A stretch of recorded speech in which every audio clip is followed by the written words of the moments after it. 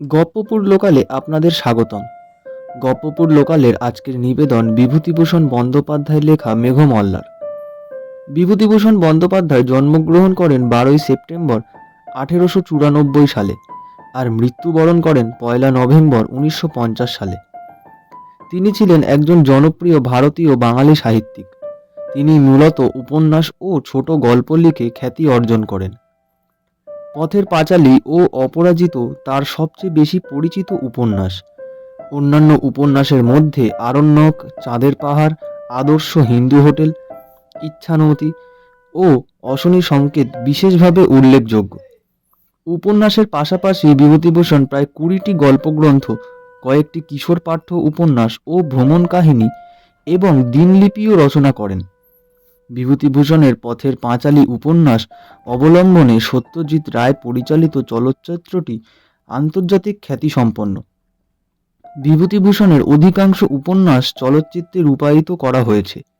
1951 সালে ইছামতী উপন্যাসের জন্য বিভূতিভূষণ পশ্চিমবঙ্গের সর্বোচ্চ সাহিত্য পুরস্কার রবীন্দ্র পুরস্কার লাভ করেন। আজকের গল্প বিভূতিভূষণ বন্দ্যোপাধ্যায়ের লেখা মেঘমল্লার। প্রধান চরিত্রে প্রদ্যুৎ, সুনন্দা, সুরদাস ও দেবী। গন্তব্য স্টেশন গপ্পপুর। পরবর্তী স্টেশন গপ্পপুর। সকল যাত্রীদের উদ্দেশ্যে জানানো হচ্ছে, পুরো গল্পটি শুনে মন্তব্য এবং উৎসাহ প্রদান করার জন্য অনুরোধ করা হচ্ছে। 10 পারমিতার মন্দিরে সেদিন যখন সাপুড়ের খেলা দেখবার জন্য অনেক মেয়ে পুরুষ মন্দির প্রাঙ্গণে একত্র হয়েছিল, তারই মধ্যে প্রদ্যুম্ন প্রথমে লোকটিকে দেখে। সেদিন ছিল জ্যৈষ্ঠ মাসের সংক্রান্তি। চারিপাশে গ্রাম থেকে মেয়েরা এসেছিল 10 পারমিতার পুজো দিতে। সেই উপলক্ষে অনেক সাপুড়ে গায়ক, বাজিকর মন্দিরে একত্র হয়েছিল। অনেক মালাকার নানা রকমের সুন্দর সুন্দর ফুলের গহনা গড়ে মেয়েদের কাছে বেচবার জন্য এনেছিল। একজন শ্রেষ্ঠী মগধ থেকে দামি রেশমি শাড়ি এনেছিল বেচবার জন্য। তারই দোকানে ছিল সেদিন মেয়েদের খুব ভিড়। প্রদ্যুম্ন শুনেছিল জ্যৈষ্ঠ সংক্রান্তির উৎসব উপলক্ষে পারমিতার মন্দিরে একজন বিখ্যাত গায়ক ও বীণ বাজিয়ে আসবেন। সে মন্দিরে গিয়েছিল তারই সন্ধানে।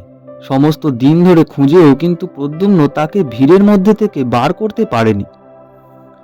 সন্ধ্যার কিছু পূর্বে মন্দিরের উঠোনে একজন সাপুড়ে অদ্ভুত অদ্ভুত সাপের খেলা দেখাতে আরম্ভ করলে, আর তারই চারিধারে অনেকগুলি কৌতুকপ্রিয়া মেয়ে জমে গেল। ক্রমে সেখানেই খুব ভিড় হয়ে উঠল।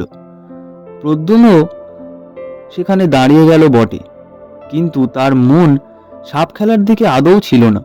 সে ভিড়ের মধ্যের প্রত্যেক পুরুষ মানুষকে মনোযোগের সঙ্গে লক্ষ্য করছিল, যদি চেহারায় ও হাবভাবে বীণ বাজিয়ে ধরা পড়েন। অনেকক্ষণ ধরে দেখবার পর তার চোখে পড়ল একজন প্রৌঢ় ভিড়ের মধ্যে তার দিকেই চেয়ে দাঁড়িয়ে আছেন। তার পরনে অতি মলিন ও জীর্ণ পরিচ্ছদ। কি জানি কেন প্রদ্যুদের মনে হলো এই সেই গায়ক। প্রদ্যুম্ন লোক ঠেলে তার কাছে যাবার উদ্যোগ করতে তিনি হাত উঁচু করে প্রদ্যুম্নকে ভিড়ের বাইরে যেতে ইঙ্গিত করলেন। প্রদ্যুম্ন একটু আশ্চর্য হলো, তার মনের কথা ইনি জানলেন কি করে? প্রদ্যুম্ন সসম্মানে জানালেন, হ্যাঁ, সে তাকে খুঁজছিল বটে। তুমি আমার অপরিচিত নও। তোমার পিতার সঙ্গে একসময় আমার যথেষ্ট বন্ধুত্ব ছিল। আমি কাশি গেলেই তোমার পিতার সঙ্গে দেখা না করে আসতাম না। তোমাকে ছোটবেলায় দেখেছি। তোমার বয়স তখন খুব কম। আপনি এখানে এসে কোথায় আছেন? নদীর ধারে একটা ভাঙা মন্দির আছে, জানো? হ্যাঁ জানি, ওখানে একজন সন্ন্যাসী পূর্বে থাকতেন না? তিনি এখনও ওখানেই আছেন। তুমি যে কোনো একদিন গিয়ে ওখানে আমার সঙ্গে দেখা করো। তুমি এখানে কোথায় থাকো? এখানকার বিহারে পড়ি। 3 বছর আছি। আপনি মন্দিরে কতদিন থাকবেন? সে তোমাকে বলবো, তুমি এরই মধ্যে একদিন যেও। প্রদ্যুম্ন প্রমাণ করে বিদায় নিল। সন্ধ্যা তখনও হয়নি। মন্দিরটা যে ছোট পাহাড়ের উপর ছিল, তারই দুপাশের ঢালু রাস্তা বেয়ে মেয়েরা উৎসব থেকে বাড়ি ফিরছিল। প্রদ্যুম্নের চোখ যেন কার সন্ধানে একবার মেয়েদের ভিড়ের মধ্যে ইতস্তত ধাবিত হলো। পরেই সে আবার তাদের পিছনে ফেলে দ্রুত পদে নামতে লাগলো। আচার্য শিলব্রত অত্যন্ত কড়া মেজাজের মানুষ। একেই তিনি প্রদ্যুম্নের মধ্যে অন্যান্য ছাত্রদের চেয়ে বেশি চাঞ্চলতা ও কৌতুকপ্রিয়তা লক্ষ্য করে তাকে একটু বেশি শাসনের মধ্যে রাখতে চেষ্টা করেন। তার উপরে সে রাত করে বিহারে ফিরলে কি আর রক্ষা থাকবে? বাঁক ফিরতেই বাঁ পাশের পাহাড়ের আড়ালটা সরে গেল। সেখানে সে দিকটা ছিল খোলা। প্রদ্যুম্ন দেখলে দূরে নদীর ধারে মন্দিরের চূড়াটা দেখা যাচ্ছে। চূড়ার মাথার উপকার ছায়াচ্ছন্ন আকাশ বেয়ে ঝাপসা ঝাপসা পাখির দল ডানা মেলে বাসায় ফিরছিল। আরো দূরে একখানা সাদা মেঘের প্রান্ত পশ্চিম দিকের পরন্ত রোদে সিঁদুরের মতো রাঙা হয়ে আসছিল। চারিধারে তার শীতলজ্জ মেঘের কাচুলি হালকা করে টানা। হঠাৎ পিছন থেকে প্রদ্যুম্নের কাপড় ধরে কে ঈষৎ টানলে। প্রদ্যুম্ন পিছনে ফিরে চাইতেই যে কাপড় ধরে টেনেছিল তার চোখে কৌতুকের বিদ্যুৎ খেলে গেল। সে কিশোরী, তার দোলন চাপা রঙের ছিপছিপে চেহারাটি বেয়ে নীল শাড়ি ঘুরিয়ে ঘুরিয়ে পরা, নতুন কেনা একছড়া ফুলের মালা তার খোপাটিতে জড়ানো। প্রদ্যুম্ন বিস্ময়ের সুরে বলে উঠল, তুমি কখন এসেছিলে সুনন্দা? আমি তোমাকে এত খুঁজলাম, কই দেখতে পেলাম না তো। প্রথমটা কিশোরীর মুখ লজ্জায় লাল হয়ে উঠল। তারপরে সে একটু অভিমানের সুরে বললে, আমাকেই খুঁজতে যেন এখানে এসেছিলে। আর কি, যত রাজ্যের সাপুরে আর বাজিকরদের মুখের দিকে চেয়ে চেয়ে ঘুরছিলে, সে আর আমি দেখিনি। সত্যি বলছি সুনন্দা, তোমাকে খুঁজেছি, নামবার সময় খুঁজেছি, এর আগেও খুঁজেছি। তুমি কাদের সাথে এলে? এমন সময় দেখা গেল একদল মেয়ে পাহাড়ের উপর থেকে সেই পথে নেমে আসছে। সুনন্দার সেদিকে চোখ পড়তেই সে তখনই হঠাৎ প্রদ্যুম্নকে পিছনে ফেলে দ্রুত পদে নামতে লাগলো। পিছনেই একদল অপরিচিতা মেয়ে। এ অবস্থায় আর সুনন্দার অনুসরণ করা সঙ্গত হবে না ভেবে সে প্রথমটা খানিকক্ষণ চুপ করে দাঁড়িয়ে রইল। তারপর হতাশা মেশানো ক্রোধে ঘাড় উঁচু করে সে সদর্পে লাফিয়ে লাফিয়ে পথ চলতে লাগলো। সন্ধ্যার ঈষৎ অন্ধকার কখন মিলিয়ে গিয়েছে। অন্ধকারটাই তরল থেকে তরল হতে হতে হঠাৎ কখন জ্যোৎস্নায় পরিণত হয়েছে। অন্যমনস্ক প্রদ্যুম্ন তা মোটেও লক্ষ্য করেনি। যখন তার চমক ভাঙল তখন পূর্ণিমার শ্রভ্যোজ্জ্বল জ্যোৎস্না পথঘাট ধুইয়ে দিয়েছিল। দূর মাঠের গাছপালা জ্যোৎস্নায় ঝাপসা দেখাচ্ছিল। পড়াশোনা তার হয় কি করে? আশ্চর্যপূর্ণ বর্ধন ত্রিপিটকের পাঠ অনায়ত্ত দেখে তাকে ভৎসনা করলেই বা কি করা যাবে? এরকম রাত্রে যে যুগে যুগের বিরোহীদের মনোবেদনা তার প্রাণের মধ্যে জমে ওঠে, তার অবাধ্য মন যে এইরকম পরিপূর্ণ জ্যোৎস্না রাত্রে মহাকৌটঠি বিহারের পাষাণ অলিন্দে মানসুন্দরীদের পিছনে পিছনে ঘুরে বেড়ায়, এর জন্যই সে কি দায়ী? 10 পারমিতার মন্দিরে সন্ধ্যার আরতির ঘণ্টার ধ্বনি তখনও মিলিয়ে যায়নি। দূরে নদীর বাঁকের ভাঙা মন্দিরে ক্ষীণ আলো জ্বলে উঠল। উৎসব প্রত্যাগত নরনারীর দল জ্যোৎস্না ভরা মাঠের মধ্যে ক্রমে বহু দূরে অদৃশ্য হয়ে গেল। প্রদ্যুম্নের গতি আরো দ্রুত হলো। পথের পাশে একটা গাছ, গাছের নিকট যেতে প্রদ্যুম্নের মনে হলো গাছের আড়ালে কেউ যেন দাঁড়িয়ে আছে। আর একটু এগিয়ে গাছের পাশে যেতেই তার অত্যন্ত পরিচিত কণ্ঠের হালকা মিষ্টি হাসির ঢেউ এসে থমকে দাঁড়িয়ে গেল। ওই, সে দেখল গাছতলায় সুনন্দা দাঁড়িয়ে আছে। গাছের পাতার ফাঁক দিয়ে চিকচিকে জ্যোৎস্নার আলো পড়ে তার সর্বাঙ্গে আলো আধারে জাল বুনেছে। প্রদ্যুম্ন চাইতেই সুনন্দা ঘাড় দুলিয়ে বলে উঠল, আর একটু হলে বেশ হতো, গাছের তলা দিয়ে চলে যেতে, অথচ আমায় দেখতে পেতে না। সুনন্দাকে দেখে প্রদ্যুম্ন মনে মনে ভারী খুশি হলো। মুখে বললে, না, তাহার দেখব কেন? ভারী ব্যাপারটা হয়েছে গাছতলায় লুকিয়ে। আর না দেখতে পেলেই বা কি? আমি তোমার উপর ভারী রাগ করেছি, সত্যি বলছি সুনন্দা। দোষ করবেন নিজে, আবার রাগও করবেন নিজে। সেদিন কি কথা বলেছিলে মনে আছে?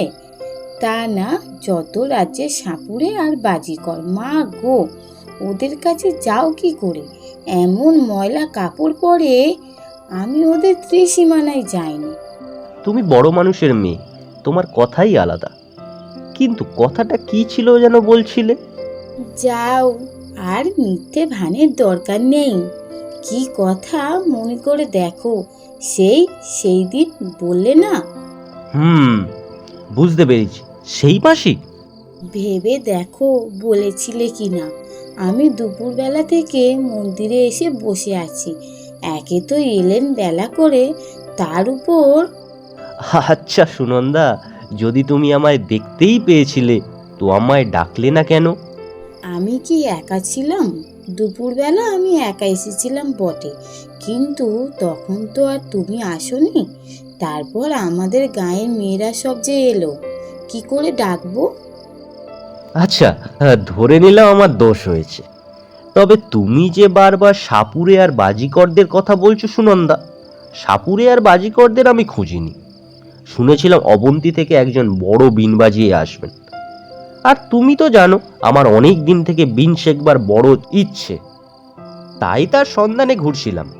আর দেখাও পেয়েছি, তিনি এখানকার নদীর ধারে দেউলটিতে থাকেন। ভালো কথা, তোমার বাবা কোথায়? বাবা 3-4 দিন হলো কৌশাম্বি গিয়েছে মহারাজের ডাকে। হো, তাই? না হলে আমি ভাবছি এত রাতে সুনন্দা কি। সুনন্দা তাড়াতাড়ি প্রদ্যুম্নের মুখে নিজের হাত দুটি চাপা দিয়ে লজ্জিত মুখে বললে, চুপ চুপ, তোমার কি একটুও কাণ্ডজ্ঞান নেই? এক্ষুনি যে সব আরতি দেখে লোক ফিরবে। এবার কিন্তু তোমার বাবা এলে বলে দেবে নিশ্চয়। দিও বলে, এমনি আমি মন্দিরে আরতি পর্যন্তই থাকি, তিনি জানেন। প্রদ্যুম্ন সুনন্দার সুগঠিত পুষ্পপেলব দক্ষিণ বাহুটি নিজের হাতের মধ্যে বেষ্টন করে নিলে। তারপর বললে, আচ্ছা থাক, বলে দেবো না। চল সুনন্দা, তোমায় বাঁশি শোনাই, আমার সঙ্গেই আছে। সত্যি বলছি, তোমায় শোনাবার জন্যই এনেছিলাম। তবে ওকে খুঁজছিলাম বিনটা ভালো করে শিখবো বলে। নদীর ধারে এসে কিন্তু প্রদ্যুম্ন বড় নিরুৎসাহ হয়ে পড়ল। সে বাঁশি বাজালে বটে, কিন্তু সে যেন ভাষা ভাষা, সুরের সঙ্গে তাতে প্রাণের কোনো যোগ রইল না। তারা দুজনে নির্জনে আরো কতবার বসেছে। প্রদ্যুম্নের বাঁশি শুনতে সুনন্দা ভালোবাসত বলে প্রদ্যুম্ন যখনই বিহার থেকে বাইরে আসতো বাঁশিটি সঙ্গে আনত। প্রদ্যুম্নের বাঁশির অলস স্বপ্নময় সুরের মধ্যে দিয়ে কতদিন উভয়ের অজ্ঞাতে রোদভরা মধ্যাহ্ন গিয়ে সন্ধ্যার অন্ধকার নেমে এসেছে। কিন্তু দুজনে এক হলে প্রদ্যুম্নের এরকম নিরুৎসাহ ভাব তো সুনন্দা আর কখনো লক্ষ্য করেনি। কি জানি কেন প্রদ্যুম্নের বারবার মনে আসছিল সেই জীর্ণ পরিচ্ছদ পরা অদ্ভুত দর্শন গায়ক সুরদাসের কথা।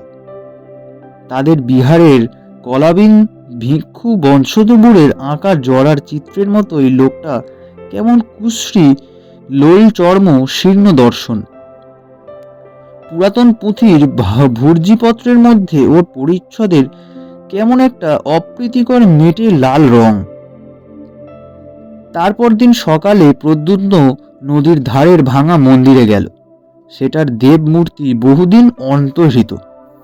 সমস্ত গায়ে বড় বড় ফাটল, সাপখোসের বাস। নিকটবর্তী গ্রামবাসীরা সেদিকে বড় একটা কেউ আসতো না। একজন আজীবক সন্ন্যাসী আজ প্রায় 7-8 মাস হলো সেখানে বাস করছেন। তারই 2-4 জন অনুগত ভক্ত মাঝে মাঝে আসতো বলে মন্দিরের পথ আজকাল অপেক্ষাকৃত ভালো আছে। অর্ধ অন্ধকার মন্দিরের মধ্যে প্রদ্যুম্নের সঙ্গে সুরদাসের সাক্ষাৎ হলো। সুরদাস প্রদ্যুম্নকে দেখে আজ খুব আনন্দ প্রকাশ করল। তারপর বললেন, চলো বাইরে গিয়ে বসি, এখানে বড় অন্ধকার।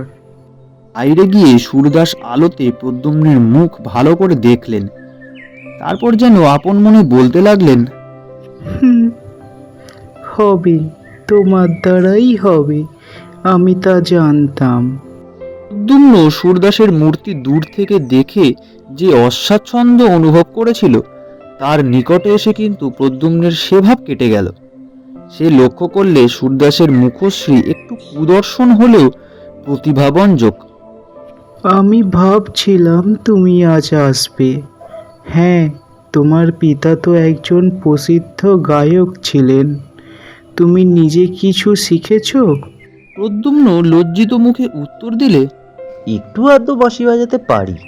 পারা তো উচিত।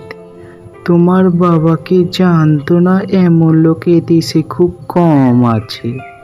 প্রতি উৎসবেই কৌশম্বী থেকে তোমার বাবার নিমন্ত্রণ পত্র আসতো। হ্যাঁ, আমি শুনেছি তুমি নাকি বাঁশিতে বেশ মেঘমল্লার আলাপ করতে পারো। বিশেষ কিছু যে জানি তা নয়, যা মনে আসে তাই বাজাই। তবে মেঘমল্লার মাঝে মাঝে বাজিয়েছি।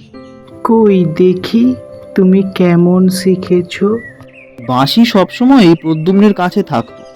কখন কোন সময় সুনন্দার সঙ্গে দেখা হয়ে যায় বলা যায় না। প্রদ্যুম্ন বাঁশি বাজাতে লাগলো। তার পিতা তাকে বাল্যকালে যত্ন করে রাগরাগিনী শেখাতেন। তাছাড়া সঙ্গীতে প্রদ্যুম্নের একটা স্বাভাবিক ক্ষমতাও ছিল। তার আলাপ অধীর মধুর হলো।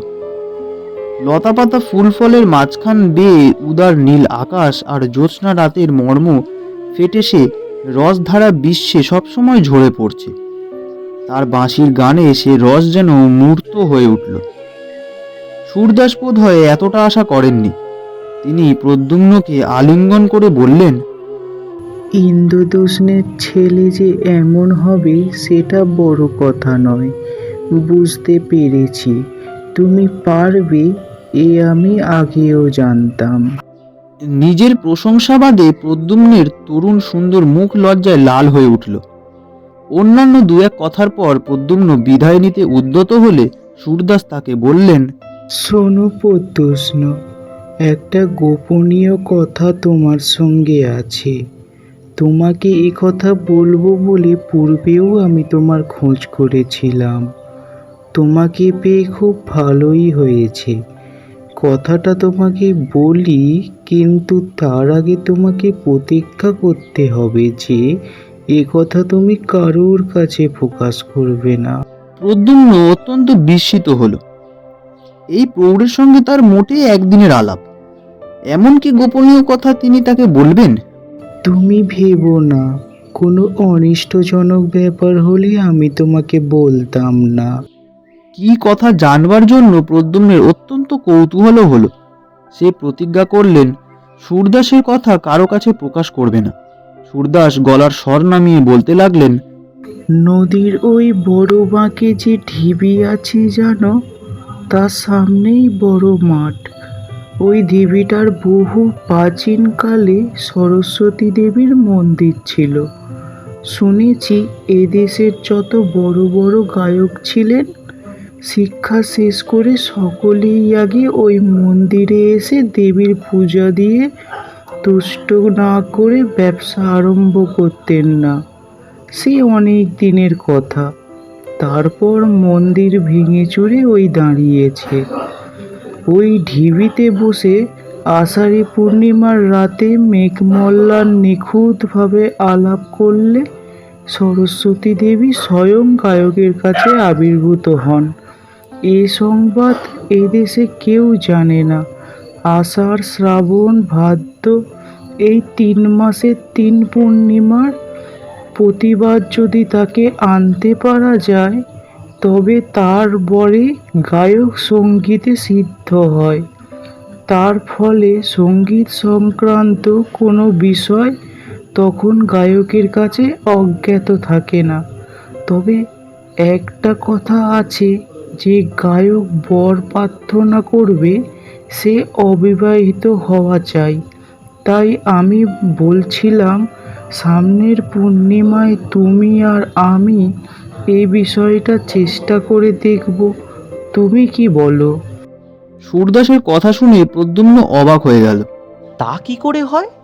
আচার্য বসুব্রত কলাবিদ্যা সম্বন্ধে উপদেশ দিতে দিতে অনেকবার যে বলেছেন, কলা অধিষ্ঠাত্রী দেবী সরস্বতীর যে মূর্তি হিন্দুরা কল্পনা করেন, সেটা নিছক কল্পনাই। তার সঙ্গে বাস্তবের কোনো সম্পর্কই নেই। সত্য সত্য তাকে দেখতে পাওয়া, এ কি সম্ভব? প্রদ্যুম্ন কিছু বলল না। সে চুপ করে রইল। এতে কি তোমার অমত আছে? সেজন্য না, কিন্তু আমি ভাবছিলাম এটা কি করে সম্ভব যে? সে বিষয়ে তুমি নিশ্চিন্ত থাকো, এর সত্যতা তুমি নিজের চোখে দেখো। তোমার অমত না থাকলে আমি সামনের পূর্ণিমায় সব ব্যবস্থা করে রাখি। সুরদাসের কথার পর থেকেই প্রদ্যুম্ন অত্যন্ত বিস্ময়ে কৌতূহলে কেমন একরকম হয়ে গিয়েছিল। সে ঘাড় নেড়ে বললে, আচ্ছা, রাখবেন, আমি আসবো। বেশ, বড় আনন্দিত হলাম। তুমি মাঝে মাঝে একবার করে এখানে এসো। তোমাকেও তৈরি হতে হলে দু একটা কাজ করতে হবে। দেব।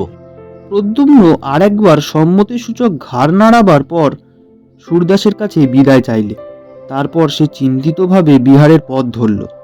তার মনে হচ্ছিল, দেবী সরস্বতী স্বয়ং শ্বেতপদ্মের মতো নাকি রংটি তার, না জানি কত সুন্দর তার মুখশ্রী। আচার্য বসুব্রত বলেন বটে। ভদ্রাবতী নদীর ধারে শালপিয়াল তমাল বনে সেবার ঘনঘোর বর্ষা নামল। সারা আকাশ জুড়ে কোনো বিহারিণী পুরসুন্দরীর অযত্ন বিন্যস্ত মেঘবরণ চুলের রাশ এলিয়ে দেওয়া। পাবৃত রজনীর ঘনা অন্ধকার, তার প্রিয়হীন প্রাণের নিবিড় নির্জনতা, দূর বনের ঝোড়ো হাওয়ায় তার আকুল দীর্ঘশ্বাস, তারই প্রতীক্ষাশ্রান্ত আঁখি দুটির অশ্রুভারে ঝরঝর অবিশ্রান্ত বাড়ি বর্ষণ। মেঘমেদুর আকাশের বুকে বিদ্যুৎ চমক, তার হতাশ প্রাণে খানিক আশার মেঘদূত। আষাঢ়ী পূর্ণিমার রাতে প্রদ্যুম্ন সুরদাসের সঙ্গে নদীর ঘাটে গেল। তারা যখন সেখানে পৌঁছালো তখন মেঘ নেমে সমস্ত আকাশ ছেয়ে ফেলেছে। চারিদিক তখন তরল অন্ধকারে অস্পষ্ট দেখাচ্ছে। প্রদ্যুম্ন সুরদাসের কথা মতো নদী থেকে স্নান করে এসে বস্ত্র পরিবর্তন করলে।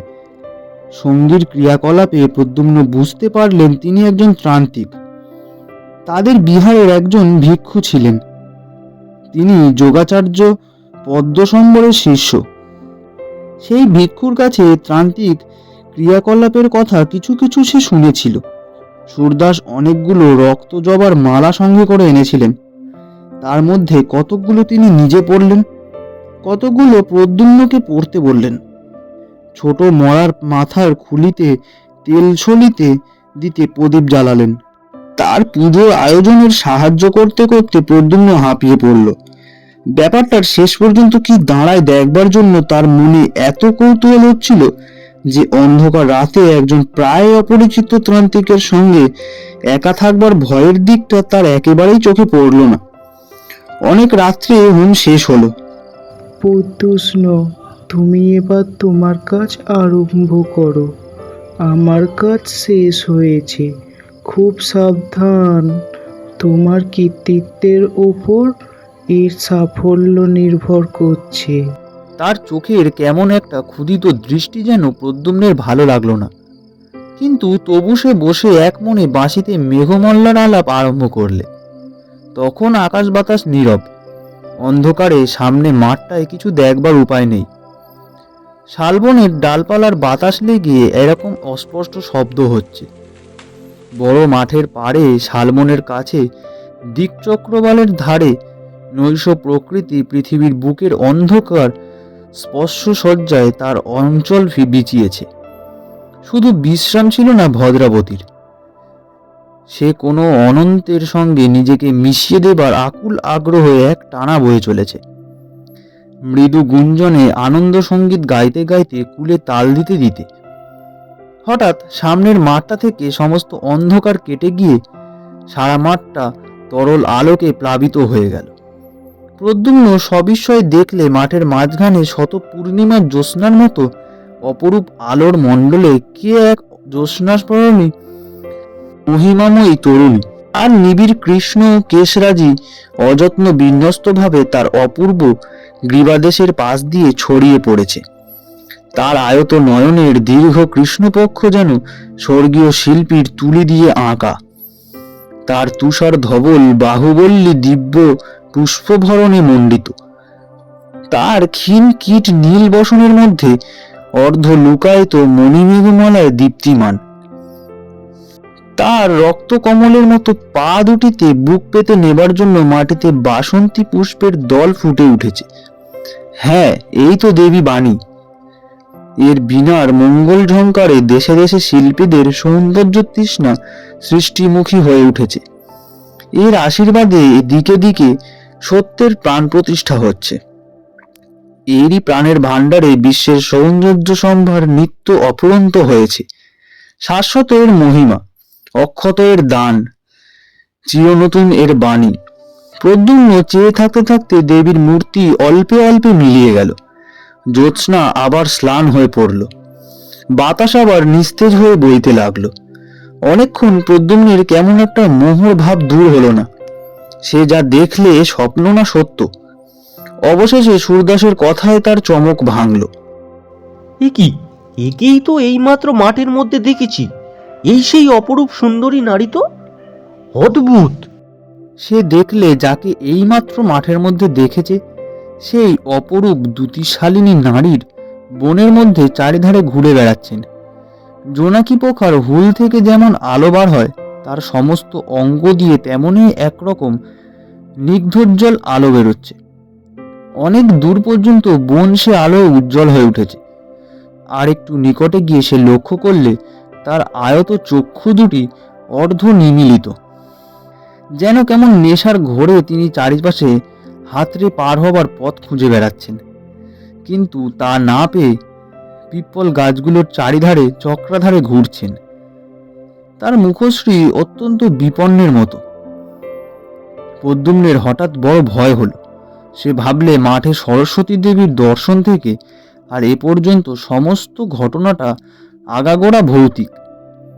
এই নিশীথ রাত্রে শালের বনে নইলে একই কাণ্ড। সে আর সেখানে মোটেই দাঁড়ালো না। বন থেকে বার হয়ে দ্রুত হাঁটতে হাঁটতে যখন সে বিহারের উদ্যানে এসে পৌঁছালো, স্নান চাঁদ তখন কুমার শ্রেণীর পাহাড়ের পিছনে অস্ত্র যাচ্ছে। ভোর রাত্রে শয্যায় ঘুমিয়ে পড়ে সে স্বপ্ন দেখলে ভদ্রাবতীর গভীর কালো জলের তলায় রাতের অন্ধকারে কে এক দেবী পথ হারিয়ে ফেলেছেন। তিনি যতই উপরে ওঠার চেষ্টা পাচ্ছেন, জলের ঢেউ তাকে ততই বাধা দিচ্ছে। নদীর জলে তাকে অঙ্গের জ্যোতি ততই নিভে আসছে। অন্ধকার ততই তার চারিধারে গাঢ় হয়ে আসছে। নদীর মাছগুলো তার কোমল পা দুখানি ঠুকরে রক্তাক্ত করে দিচ্ছে। ব্যথিত দেহা বিপন্না বেপুদমতী দেবীর দুঃখ দেখে একটা বড় মাছ দাঁত বের করে হিংস্র হাসি হাসছে। মাছটার মুখ গায়ক সুরদাসের মতো। প্রদ্যুম্ন ভোরে উঠে আশ্চর্য পূর্ণবর্ধনের কাছে গিয়ে সুরদাসের সঙ্গে প্রথম দেখার দিন থেকে গত রাত্রি পর্যন্ত সমস্ত ব্যাপার খুলে বললে। আচার্য পূর্ণবর্ধন বৌদ্ধ দর্শনের অধ্যাপক ছিলেন। মাঠের ভিক্ষুকদের মধ্যে তিনি ছিলেন সর্বাপেক্ষা প্রাচীন ও বিজ্ঞ। এজন্য সকলেই তাকে শ্রদ্ধা করত। তিনি সব শুনে বিস্মিত হলেন। সঙ্গে সঙ্গে তার চোখের দৃষ্টি শঙ্কাকুল হয়ে উঠল। জিজ্ঞাসা করলেন, এ কথা আগে জানাওনি কেন? তিনি নিষেধ করেছিলেন। আমি তার কাছে প্রতিজ্ঞা। বুঝেছি, তবে এখন বলতে এসেছো কেন? এখন আমার মনে হচ্ছে আমি কার যেন কি অনিষ্ট করেছি। পূর্ণবর্ধন একটুখানি কি ভাবলেন, তারপর বললেন, এরকম একটা কিছু ঘটবে তা আমি জানতাম। পদ্মসম্ভব আর তার কতকগুলো কাণ্ডজ্ঞানীন তান্ত্রিক শিষ্য দেশে ধর্মকর্ম লোপ করতে বসেছে। স্বার্থসিদ্ধির জন্য এরা না করতে পারে এমন কোনো কাজই নেই। আর আমি বেশ দেখছি প্রদ্যুম্ন যে তোমার এই অবাধ্যতা ও অযথা কৌতুকপ্রিয়তাই তোমার সর্বনাশের মূল হবে। তুমি কাল রাতে অত্যন্ত অন্যায় কাজ করেছো। তুমি দেবী সরস্বতীকে বন্দিনী করবার সহায়তা করেছো। আর প্রদ্যুম্নের বিস্মিত হওয়ার পালা।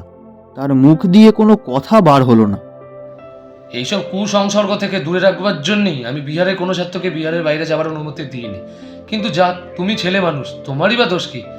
আচ্ছা, এই সুরদাসকে দেখতে কিরকম বলো দেখি? প্রদ্যুম্ন সুরদাসের আকৃতি বর্ণনা করলেন। আমি জানি তুমি যাকে সুরদাস বলছো তার নাম সুরদাস নয়, বা তার বাড়ি অবন্তীতেও নয়। সে হচ্ছে প্রসিদ্ধ কাপালিক গুণাঢ্য।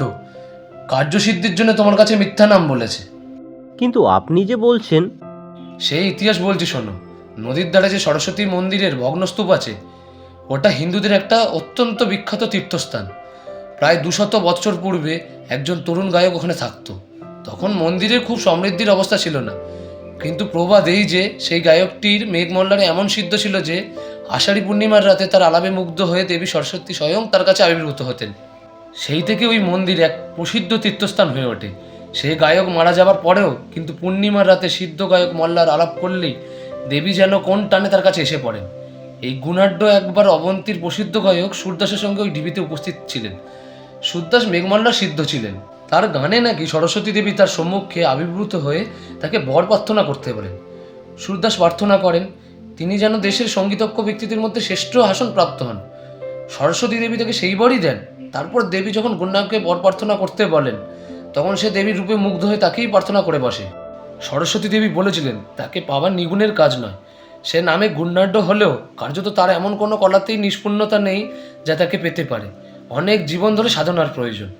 সরস্বতী দেবী অন্তর্হিত হবার পর মুখ গুণাঢ্যের মোহ আরও বেড়ে যায়, আর সেই সঙ্গে সঙ্গে দেবীর উপর অন্তত রাগ হয়। সে তন্ত্রোক্ত মন্ত্র বলে দেবীকে বন্দিনী করবার জন্যে উপযুক্ত তান্ত্রিক গুরু খুঁজতে থাকে। আমি জানি সে এক সন্ন্যাসীর কাছে তন্ত্রশাস্ত্রের উপদেশ নিত। সন্ন্যাসী কিছুদিন পরে তার তন্ত্রসাধনার হীন উদ্দেশ্য বুঝতে পেরে তাকে দূর করে দেন। এইসব কথা এদেশের সকল প্রাচীন লোকেরাই জানে। আমি অনেক দিন তারপর গুণাঢ্যের আর কোনো সংবাদ জানতাম না। ভেবেছিলাম সে এদেশ থেকে চলে গিয়েছে, কিন্তু এখন তোমার কথা শুনে আমার মনে হচ্ছে কাল রাতে সে কৃতকার্য হয়েছে বোধ হয়। এতদিন এই উদ্দেশ্যে সে কোথাও তন্ত্রসাধনা করছিল। যাক, তুমি এক্ষুনি গিয়ে সন্ধান করো মন্দিরে সে আছে কিনা, তাকে যদি আমায় সংবাদ দিও। প্রদ্যুম্ন সেখানে আর এক মুহূর্তও দাঁড়ালো না। সে ছুটে গিয়ে বিহারের উদ্যানে পড়ল। তখন রোদ বেশ ফুটে উঠেছে। যেতে যেতে সে দেখলে উদ্যানের এক প্রান্তে একটা বড় আম গাছের ছায়ায় চিত্রকর ভিক্ষু বসুব্রত হরিচরণের আসনে বসে বোধহয় কি আঁকছেন, কিন্তু তার মুখে অতৃপ্তি ও অসাফল্যের একটা চিহ্ন আঁকা। প্রদ্যুম্ন যা ভেবেছিল তাই ঘটল। মন্দিরে গিয়ে সে দেখলে সেখানে কেউ নেই। গুণাত্ম তো নেই, সে আজীবক সন্ন্যাসী পর্যন্ত নেই। দু একটা জবায়ু প্রাণীর ঘাট, আগুন জ্বালার জন্য সংগ্রহিত কিছু শুকনো কাঠ মন্দিরের মধ্যে এদিক ওদিক ছড়ানো পড়ে আছে। সেই দিন গভীর রাত্রে প্রদ্যুম্ন কাউকে কিছু না বলে চুপি চুপি বিহার পরিত্যাগ করলে। তারপর 1 বৎসর কেটে গিয়েছে। বিহার পরিত্যাগ করবার পর প্রদ্যুম্ন একবার কেবল সুনন্দার সঙ্গে সাক্ষাৎ করে বলেছিল সে বিশেষ কোনো কাজে বিদেশ যাচ্ছে, শীঘ্রই ফিরে আসবে। এই 1 বৎসরে সে কাঞ্চি, উত্তর কৈলাস ও মগধের সমস্ত স্থান ঘুরেছে, কোথাও গুণার্থের সন্ধান পায়নি। তবে বেড়াতে বেড়াতে কতগুলো কৌতূহলজনক কথা তার কানে গিয়েছে। মগধের প্রসিদ্ধ ভাস্কর মিহিরগুপ্ত রাজার আদেশ মতো ভগবান তথাগতের মূর্তি তৈরি করতে আদিষ্ট হয়েছিলেন। 1 বৎসর পরিশ্রম করে তিনি যে মূর্তি গড়ে তুলেছেন তার মুখশ্রী এমন রূঢ় ও ভাববিহীন হয়েছে যে তা বুদ্ধের মূর্তি কি মগধের দস্যু দমনের মূর্তি তা সে দেশের লোক ঠিক বুঝতে পারছে না। তক্ষশিলার বিখ্যাত দার্শনিক পণ্ডিত যমুনাচার্য মীমাংসা দর্শনের ভাষ্য প্রণয়ন করতে নিযুক্ত ছিলেন। হঠাৎ তার নাকি এমন দুর্দশা ঘটে যে তিনি তার সূত্রের অর্থ করে উঠতে না পেরে আবার বৈদিক ব্যাকরণের সুবন্ত প্রকরণ থেকে পড়তে আরম্ভ করেছেন। মহাকোটটি বিহারের চিত্রাবিদ্যা শিক্ষক ভিক্ষু বসুব্রত বুদ্ধ ও সুজাতা নামক তার চিত্রখানা বৎসরাবধি চেষ্টা করেও মনের মতো করে এঁকে উঠতে না পেরে বিরক্ত হয়ে ওদিক ছেড়ে দিয়ে সম্প্রতি নাকি শাকুন শাস্ত্রের চর্চায় অত্যন্ত উৎসাহ দেখাচ্ছেন। একদিন প্রদ্যুম্ন সন্ধান পেয়ে উরুবি গ্রামের কাছে একটা নির্জন স্থানে একজন গোপ চিকিৎসক এসে বাস করছেন। তার চেহারার বর্ণনার সঙ্গে সুরদাসের আকৃতির অনেকটা মিল হলো। তখন সে গ্রামে গিয়ে অনেককে জিজ্ঞাসা করলে, কিন্তু গো চিকিৎসকের সন্ধান কেউ দিতে পারলে না। সেদিন ঘুরতে ঘুরতে অবসন্ন অবস্থায় উরুবিন্দ গ্রামের প্রান্তের একটা বড় বট গাছের ছায়ায় সে বসেছে। সন্ধ্যে তখনও নামেনি। ঝিরঝিরে বাতাসে গাছে পাতাগুলো নাচছে। পাশে মাঠে পাকা শস্যের শীষগুলো সোনার মতো চিকমিক করছে। একটু দূরে একটা ডোবার মতো জলাশয়ে বিস্তর কুমুদ ফুল ফুটে আছে। অনেক বন্যহংস তার জলে খেলা করছে। সামনে একটু দূরে একটা ছোট পাহাড়, পাহাড়ের গায়ে একটা ঝর্ণা। পাহাড়ের নিচে এক জায়গায় ঝর্ণার জল খানিকটা আটকে গিয়ে এই ডোবার মতো জলাশয়টা তৈরি করেছে। প্রদ্যুম্নের হঠাৎ চোখ পড়ল পাহাড়ের গা বেয়ে ধাপে ধাপে ঘটকক্ষে এক স্ত্রীলোক নেমে আসছেন। দেখে তার মনে কেমন সন্দেহ হাওয়াতে এসে এগিয়ে এলো। ডোবার একদিকের উঁচু পাত দিয়ে গিয়ে দেখেই তার মাথাটা যেন ঘুরে উঠল। এই তো তিনি। ভদ্রাবতীর তীরে শালবনে ইনিই তো পথ হারিয়ে ঘুরেছিলেন। মাঠের মধ্যে জ্যোৎস্না রাতে একেই তো সে দেখেছিল, তবে তার অঙ্গের সে জ্যোতির এক কণাও আর নেই। পরনে অতি মলিন এক বস্ত্র, কিন্তু সেই চোখ, সেই সুন্দর গঠন। দাঁড়িয়ে দাঁড়িয়ে দেখে তার আর কোনো সন্দেহ রইল না যে ইনিই তিনি। তার মনের মধ্যে গোলমাল বেঁধে গেল। সে উত্তেজনায় মাথার বিহার ছেড়ে সুরদাসের খোঁজ করে বেড়াচ্ছিল বটে, কিন্তু দেখা পেলে কি করবে তা সে ভাবেনি। কাজেই এ একরকম লুকিয়েই সেখান থেকে চলে গেল। রোজ রোজ সন্ধ্যায় প্রদ্যুম্ন এসে বটগাছের তলায় বসে। রোজ সন্ধ্যার আগে দেবী পাহাড়ের গায়ের পথ বেয়ে নেমে আসেন, আবার সন্ধ্যার সময় ঘটকক্ষে ধাপে ধাপে উঠে চলে যান। সে রোজ বসে দেখে। এরকম কিছুদিন কেটে গেল। একদিন প্রদ্যুম্ন মাঠের গাছতলায় চুপ করে বসে আছে। সেই সময় দেবী জলাশয়ে নামলেন। সেও কি ভেবে ডোবার এদিক পাহাড়ে দাঁড়ালো দেখে দেবী ঘট নামিয়ে রেখে ফুল সংগ্রহে বড় ব্যস্ত।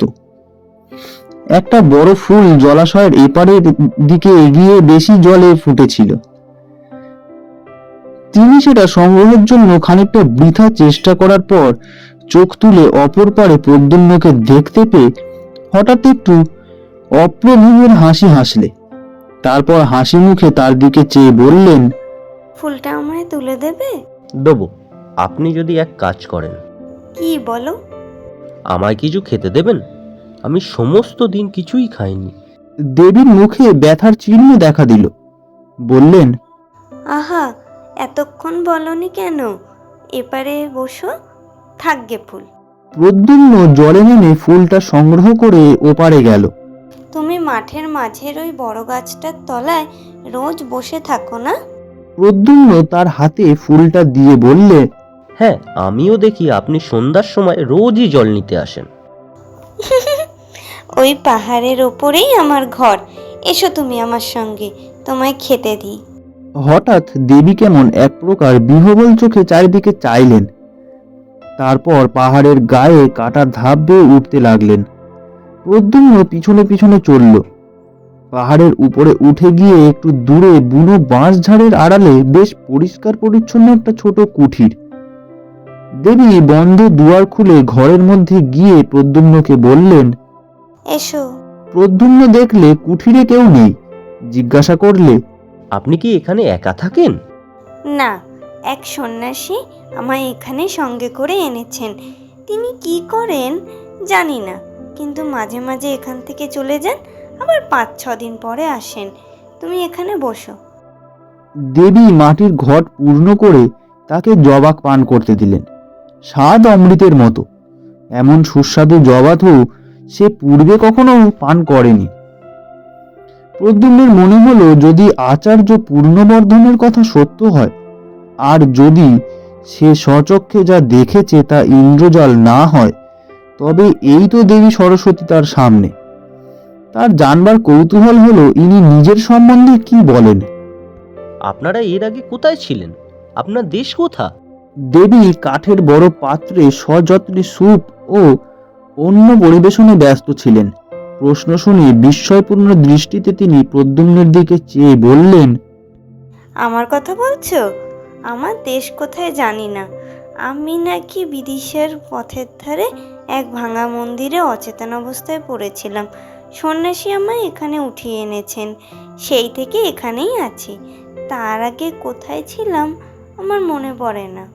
তিনি অন্যমনস্কভাবে বাইরে সাঁঝের রক্তিম আকাশে, যেখানে উরুবিন্দ গ্রামের প্রান্তরে বনরেখার মাথায় সূর্য হেলে পড়েছেন, সেই দিকে চেয়ে রইলেন। চেয়ে চেয়ে কি মনের আনাবার চেষ্টা করলেন, বোধহয় মনে এলো না। হঠাৎ কি ভেবে তার পদ্মের পাপড়ির মতো চোখ দুটি বেয়ে ঝরঝর করে জল পড়ল। তাড়াতাড়ি আঁচলে চোখ মুছে তিনি প্রদ্যুম্নের সামনে অন্নে পূর্ণ কাঠের থালা রাখলেন। বললেন, খাবার জিনিস কিছুই নেই, তুমি রাত্রে এখানে থাকো। আমি পদ্মের বীজ শুকিয়ে রেখেছি, তাই দিয়ে রাত্রে পায়েস তৈরি করে খেতে দেব, সকালে যেও। প্রদ্যুম্নের চোখে জল আসছিল। ওগো বিশ্বের আত্মবিশ্বস্তা সৌন্দর্য লক্ষ্মী, বিদিশার মহারাজ আর মহাশ্রেষ্ঠীর সমাবেত রত্নভাণ্ডার তোমার পায়ের এক কণা ধুলোর যোগ্যও নয়। সে দেশের পথের ধুলোয় এমনিই পূর্ণ করেছে মা, যে তুমি সেখানে পড়ে থাকতে যাবে।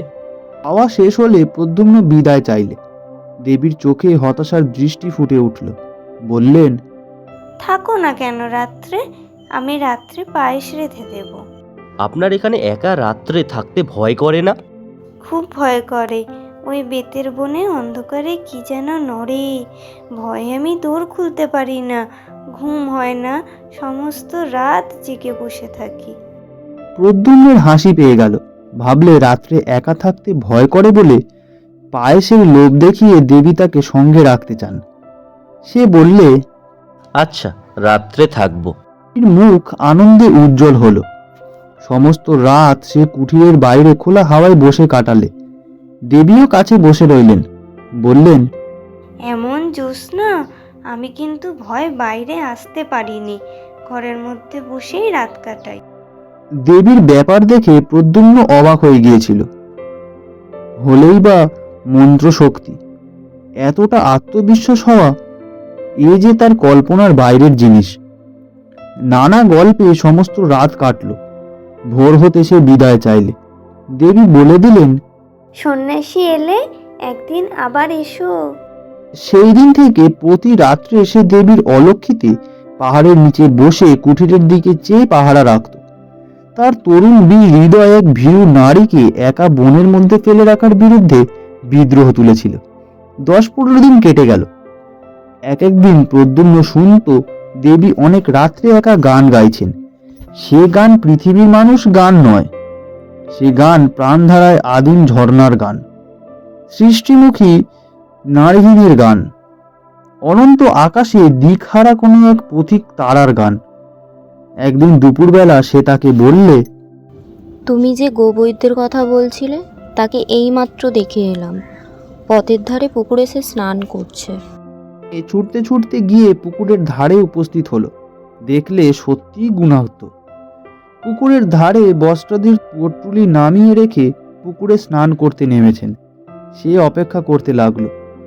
একটু পরে গুণাঢ্য বস্ত্র পরিবর্তন করে উপরে উঠে প্রদ্যুম্নকে দেখে কেমন যেন অবাক হয়ে গেলেন। বললেন, তুমি এখানে? আমি কেন তা বুঝতে পারেননি? তুমি এখন বলছো বলে নয় প্রত্যুষ্ণ, আমি এ কাজ করবার পর যথেষ্ট অনুতপ্ত আছি। প্রতি রাতে ভয়ানক স্বপ্ন দেখি। কারা যেন বলছে, তুই যে কাজ করেছিস এর শাস্তি অনন্ত নরক। আমি এজন্যই আজ এক পক্ষের উপর আমার গুরু সেই আজীবক সন্ন্যাসীর কাছে গিয়েছিলাম। তারই কাছে এই বশীকরণ মন্ত্র আমি শিক্ষা করি। এর এমনই শক্তি যে মনে করলে আমি যাকে ইচ্ছা বাঁধতে পারি, কিন্তু আনতে পারি না। মন্ত্রের বন্ধন শক্তি থাকলেও আকর্ষণী শক্তি নেই। এই জন্যে আমি তোমাকে সঙ্গে নিয়েছিলাম। আমি নিজে সঙ্গীতের কিছু জানি না যে তা নয়, কিন্তু আমি জানতাম যে তুমি মেঘমল্লারে সিদ্ধ। তোমার গানে দেবী ওখানে আসবেনি, এলে তারপর মন্ত্র বাঁধব। এর আগে আমার বিশ্বাসই ছিল না যে এমন একটা ব্যাপার হওয়া সম্ভব। অনেকটা মন্ত্রের গুণ পরীক্ষা করবার কৌতূহলেই আমি এ কাজ করি। এখন আমার গুরুর কাছে থেকেই আসছি। তিনি সব শুনে একটা মন্ত্র শিক্ষা দিয়েছেন। এটা পূর্ব মন্ত্রের বিরোধী শক্তি সম্পন্ন। সেই মন্ত্রপুত জল দেবীর গায়ে ছড়িয়ে দিলে তিনি আবার মুক্ত হবেন বটে, কিন্তু তার কোনো উপায় নেই।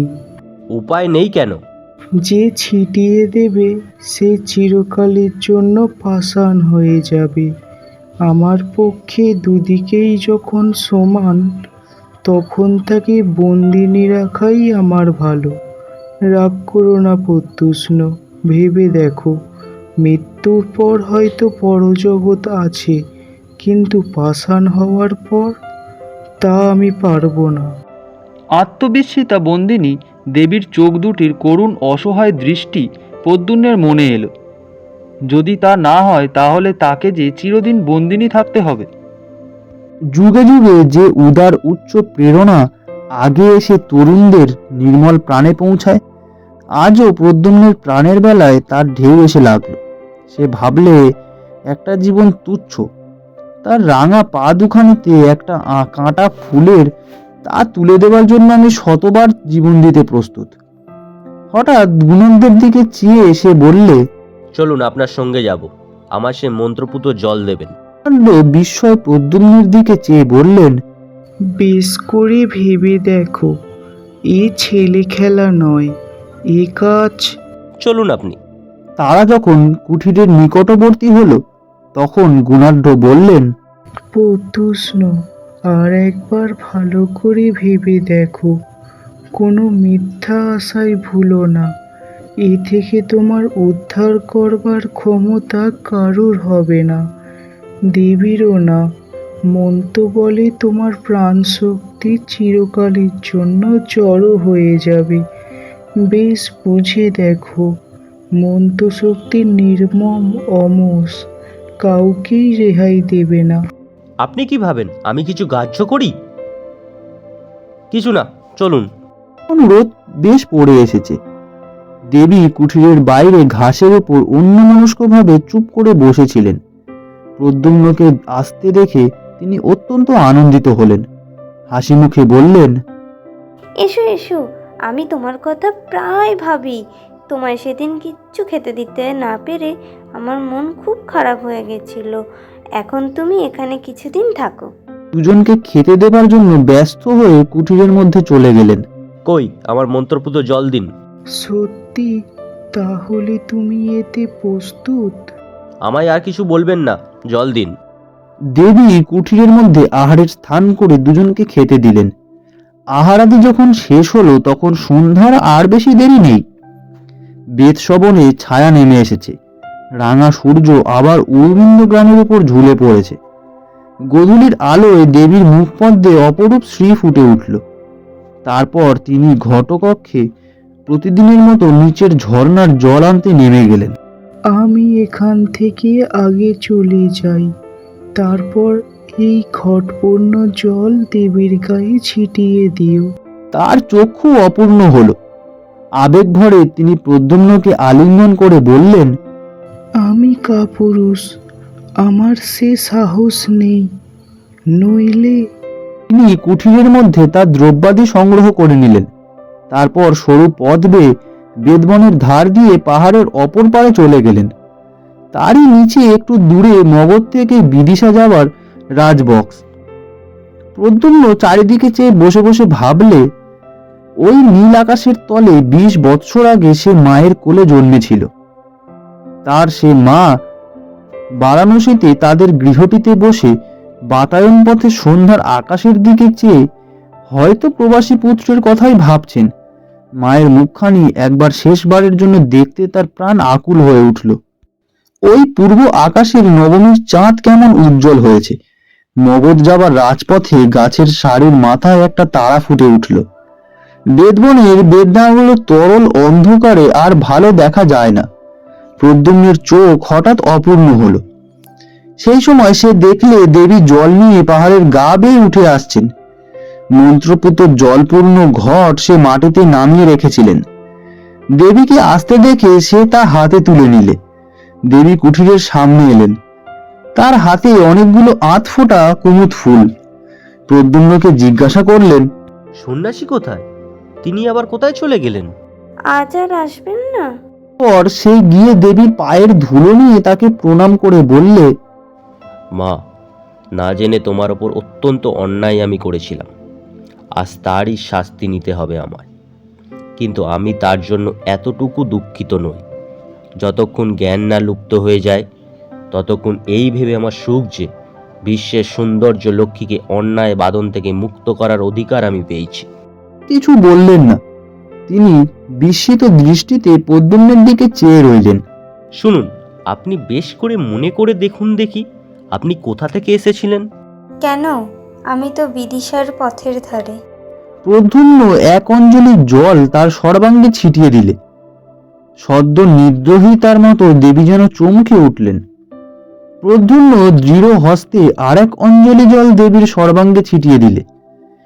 নিমেষের জন্য তার চোখের সামনে বাতাস এসে এক অপূর্ব সৌন্দর্যের স্নিগ্ধ প্রসন্ন হিল্লোল বয়ে গেল। তার সারা দেহ মন আনন্দে শিউরে উঠল। সঙ্গে সঙ্গে তার মনে এলো বারাণসীতে তাদের গৃহসন্ধ্যার আকাশে বৃদ্ধ আঁকি বাতায়ন পথবর্তিনী তার মা। কুমার শ্রেণীর বিহারে আচার্য শিলব্রতের কাছে একটি মেয়ে অল্প বয়সে দীক্ষা গ্রহণ করে। তার নাম সুনন্দা। সে হিরণ্যনগরের ধনবান শ্রেষ্ঠী সামন্ত দাসের মেয়ে। পিতামাতার অনেক অনুরোধ সত্ত্বেও মেয়েটি নাকি বিবাহ করতে সম্মত হয়নি। অত্যন্ত তরুণ বয়সে প্রব্রজা গ্রহণ করায় সে বিহারের সকলের শ্রদ্ধার প্রার্থী হয়ে উঠেছিল। সেখানে কিন্তু কারো সঙ্গে সে তেমন মিশত না, সর্বদাই নিজের কাজে থাকত। সময় কাটাতো আরেকটি সর্বদাই কেমন অন্যমনস্ক থাকত। জ্যোৎস্না রাত্রে বিহারের নির্জন পাষাণ আলিঙ্গে দাঁড়িয়ে দাঁড়িয়ে সে আপন মনে প্রায় কি ভাবত। মাঠের জ্যোৎস্নার জাল কাটিয়ে অনেক রাত্রে কাউকে বিহারের দিকে আসতে দেখলে সে এক দৃষ্টে সেদিকে চেয়ে থাকত, যেন কতদিন আগে তার সে প্রিয় আবার আসবে বলে চলে গিয়েছিল। তারই আসবার দিন গুনে গুনে সে শান্ত শান্ত ধীর পথ চাওয়া। প্রতি সকালে সে কার প্রতীক্ষায় উন্মুক্ত হয়ে রইত। সকাল কেটে গেলে ভাবতো বিকাল আসবে, বিকাল কেটে গেলে ভাবতো সন্ধ্যায় আসবে। দিনের পর দিন, মাসের পর মাস, এরকম কত সকাল সন্ধ্যা কেটে গেল, কেউ এলো না। তবু মেয়েটি ভাবতো আসবে আসবে, কাল আসবে। পাতার শব্দে চমকে উঠে চেয়ে দেখতো এতদিনে বুঝি এলো। এক এক রাত্রে সে বড় অদ্ভুত স্বপ্ন দেখত। কোথাকার যেন কোনো এক পাহাড়ে ঘন বেতের জঙ্গল আর বাঁশের বনের মধ্যে লোকানো এক অর্ধভগ্ন পাষাণ মূর্তি।